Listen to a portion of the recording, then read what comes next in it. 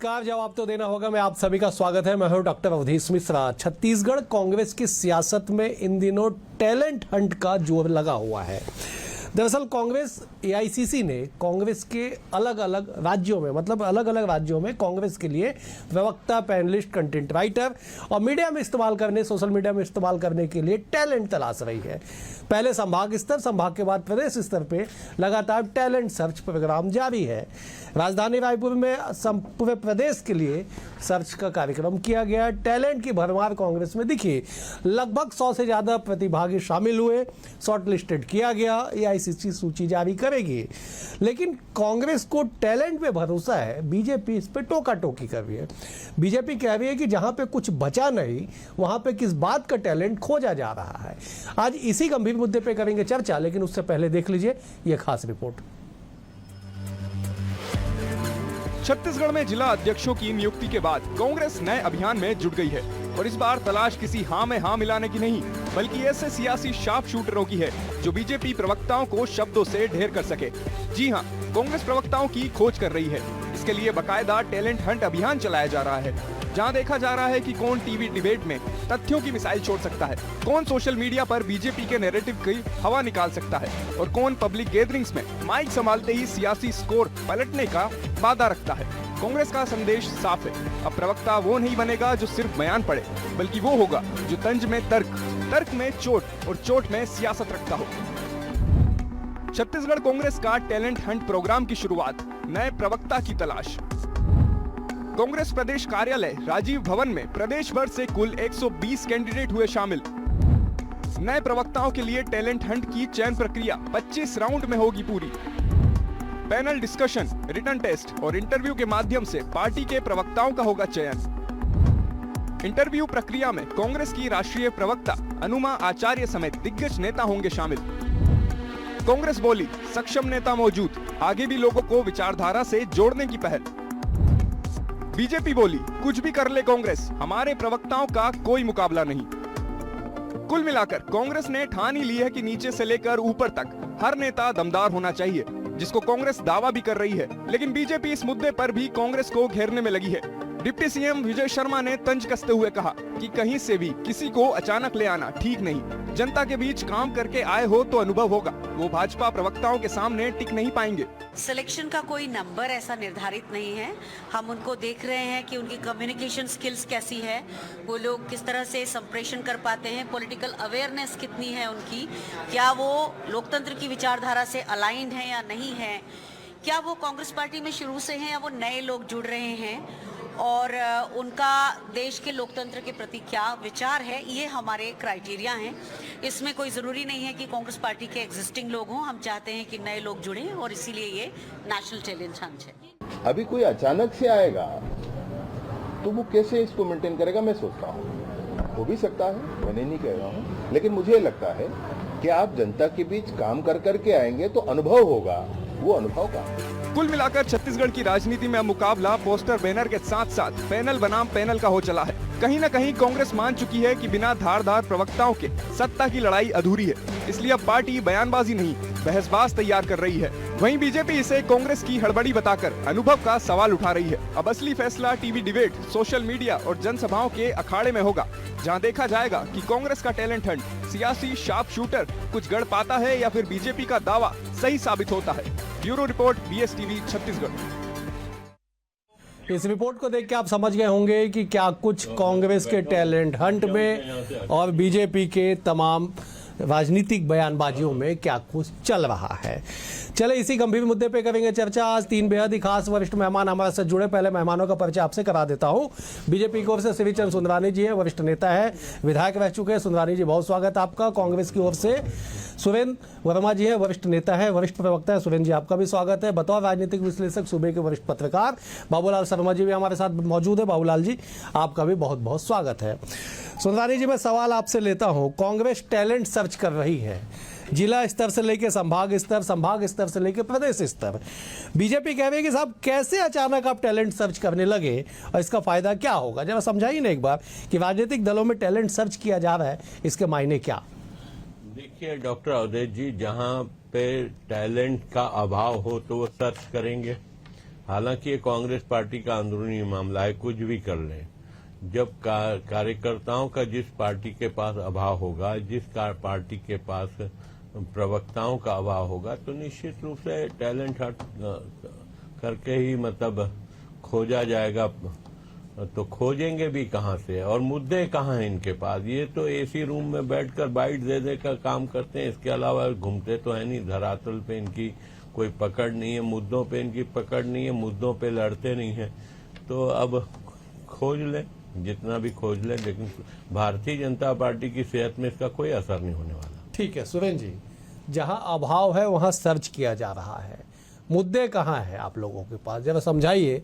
और इस talent Hunt के आयोजन का कांग्रेस की राजनीति में कितना असर होगा, ये भी जरा समझाइएगा, फिर अगला सवाल में लेके आता हूं मैं। अवधेश जी, कांग्रेस पार्टी लोकतांत्रिक पार्टी है। हमारे हर कार्यक्रम में जो है नीचे स्तर से लेके ऊपर स्तर के कार्यकर्ता से लेके नेता सभी को अभिव्यक्ति की आज़ादी है, और एक पारदर्शी प्रक्रिया के माध्यम से योग्यता और क्षमता के आधार पर कार्यकर्ताओं को अवसर देने का ये जो काम है, मैं तो कहता हूं कि देश के भीतर जितने भी संगठन है, चाहे धार्मिक संगठन हो, सामाजिक संगठन हो या राजनीतिक संगठन हो, सभी के लिए अनुकरणीय है। क्यों नहीं होना चाहिए? वरिष्ठ नेता है, बहुत सम्मान है सुंदरानी जी का। आज भारतीय जनता पार्टी की जो सूची है प्रवक्ताओं की, उसमें इनका नाम नहीं है। ऐसे हमारे बहुत सारे साथी है जो डिबेट में अपनी पार्टी का पक्ष रखते थे। लंबी सूची है, राजीव चक्रवर्ती से लेके तमाम लोग हैं भारतीय जनता पार्टी के जो वर्षों से पक्ष रखते थे, आज सूची में बाहर कर दिए गए। नए लोगों की एंट्री हुई। यहां तक भाजपा के जो मीडिया हेड बनाए जाते हैं वो पेड वर्कर होते हैं, उनको तनख्वाहें मिलती है। वो संस्कृति कांग्रेस में नहीं है। कांग्रेस में नेशनल हंट कार्यक्रम के माध्यम से पूरे देश में यह अभियान चल रहा है। जो कांग्रेस की विचारधारा को मानते हैं, जो देश के संविधान पर भरोसा करते हैं, उनके लिए एक बड़ा अवसर जो है प्रवक्ता के तौर पर, पैनलिस्ट के तौर पर, कंटेंट राइटर के तौर पर और सोशल मीडिया में जो काम करने के इच्छुक हैं, उनके लिए खुला मंच है, खुला अवसर है। ऑनलाइन आवेदन मंगाए गए। एआईसीसी के आज जिस प्रकार से जो प्रक्रिया अपनाई गई, उसमें जो 7 जूरी मेंबर थे, वो उसमें से 3 लोग जो हमारे नेशनल संचार कमेटी से हैं। उसके अतिरिक्त यहाँ के वरिष्ठ पत्रकार, 2 वरिष्ठ पत्रकार उसमें शामिल थे, संचार प्रमुख प्रदेश के भी थे। तो ये पूरी तरह से एक पारदर्शी प्रक्रिया, एक प्रतिस्पर्धा लोगों में दिखी, और इसके माध्यम से आपके लोकप्रिय चैनल के संवाददाता भी वहाँ पे मौजूद थे, और जो प्रतिभागियों में उत्साह था वो बेहद काबिले तारीफ था। और ये बताता है कि कांग्रेस से जुड़ के काम करने के प्रति लोगों का कितना रुझान है, कितने उत्साहित हैं। भारतीय जनता पार्टी को ऐसे तथ्यहीन आलोचना करने के बजाय अपनी पार्टी में ऐसी चीजों को लागू करना चाहिए। ये लिफाफे में नाम खोल के जो है, ये अपने योग्य और जनाधार वाले जो क्षमतावान प्रवक्ता हैं, उनके हक का गला तो ये भारतीय जनता पार्टी। चलिए, मैं लौट बाबूलाल जी, जरा आप समझाइएगा एक बार, दर्शकों को बताने की कोशिश कीजिए कि ये एआईसीसी का कार्यक्रम टैलेंट हंट किया जा रहा है, टैलेंट तलाशा जा रहा है मीडिया और सोशल मीडिया में जवाब देने के लिए। ऐसी स्थिति क्यों आन पड़ी और क्या इसका लाभ होगा आपके नजरिए से, जरा एक बार बताइए ना बाबूलाल जी।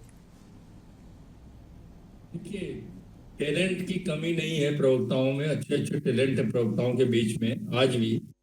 लेकिन आप समझ लीजिए, जैन जी का जमाना है, जैन जी का जो स्थिति दिख रही है पूरे देश दुनिया में, जो उसका जो प्रभाव दिख रहा है, उसका जमाना है। और युवा नए प्रवक्ता जो होंगे उनको सुना जाएगा, जैन जी के द्वारा सुना जाएगा, ऐसा विचार मुझे लगता है कांग्रेस के मन में आया है।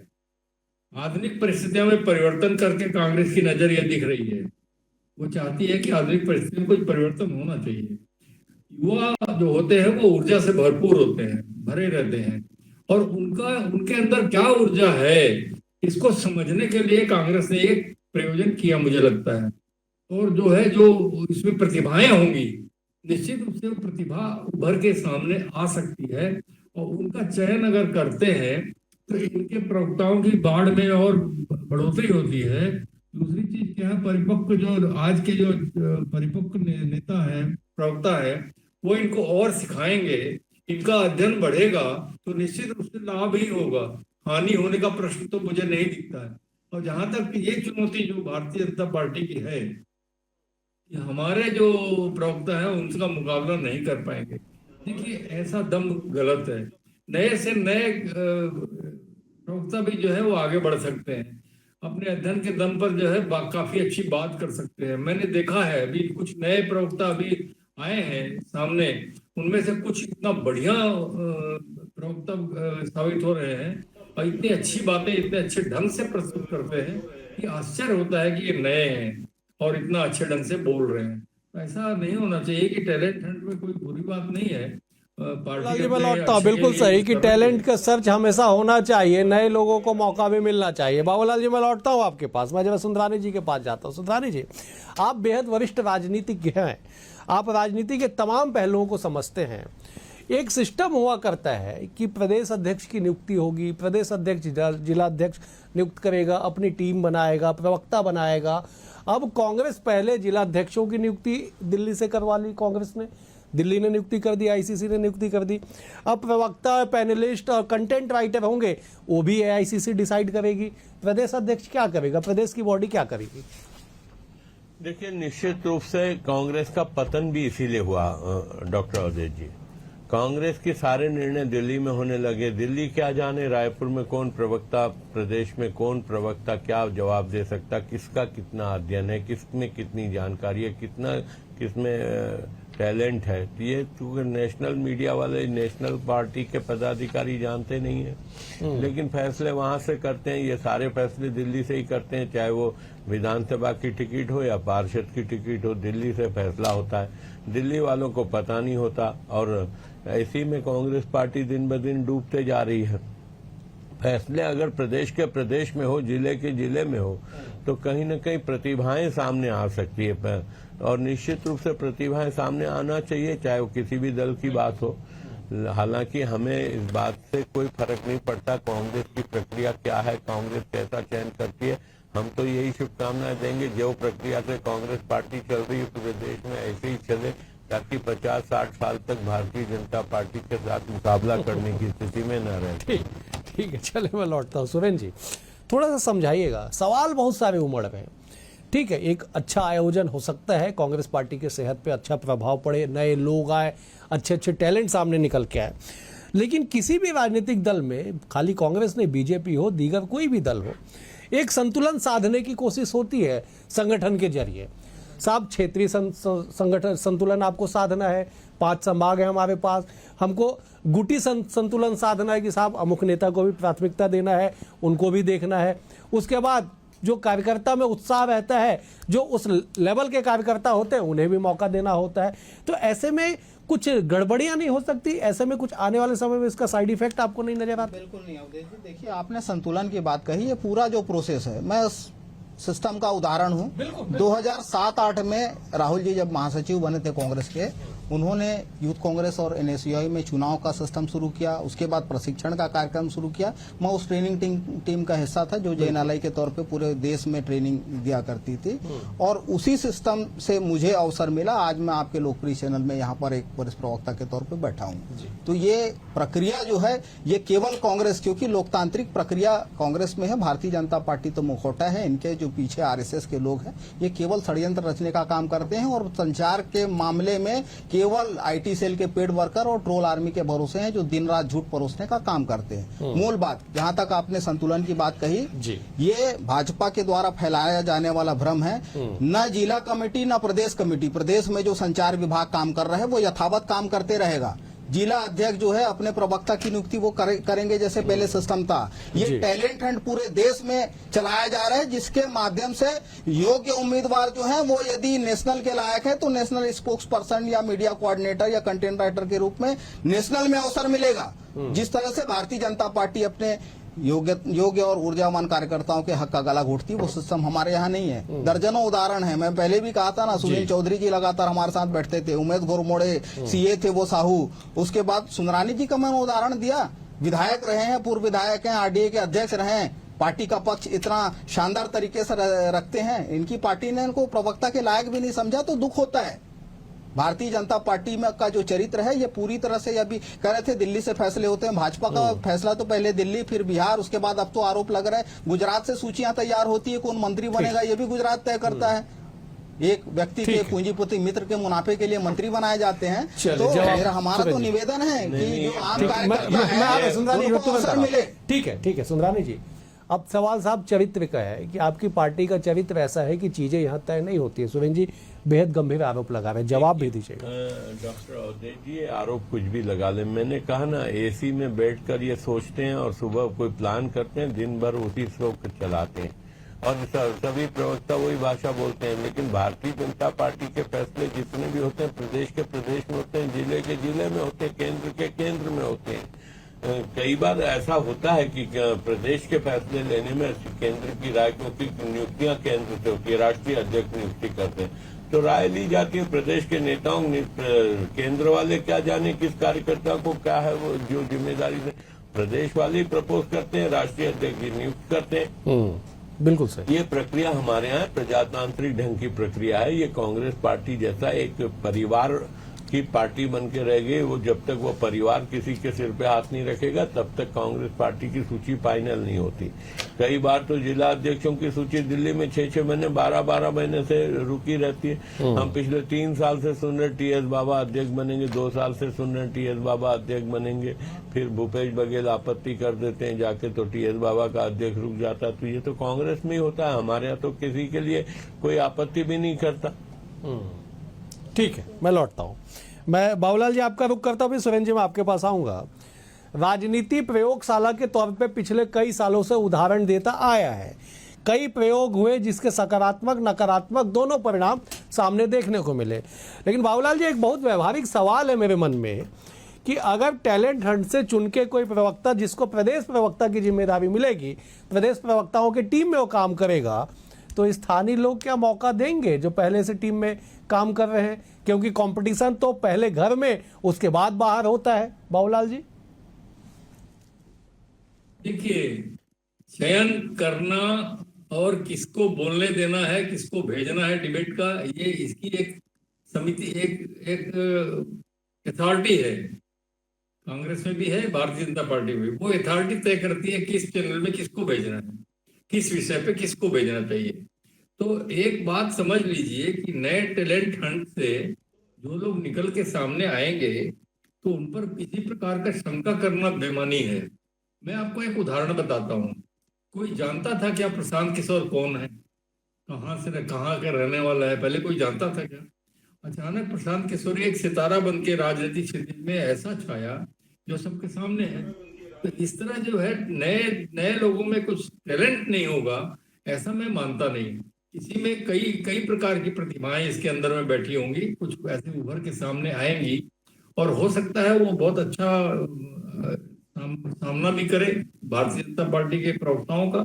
और देखिए, चयनकर्ता के रूप में जो है एक राजनीतिक विश्लेषक पत्रकार को भी बैठाया गया।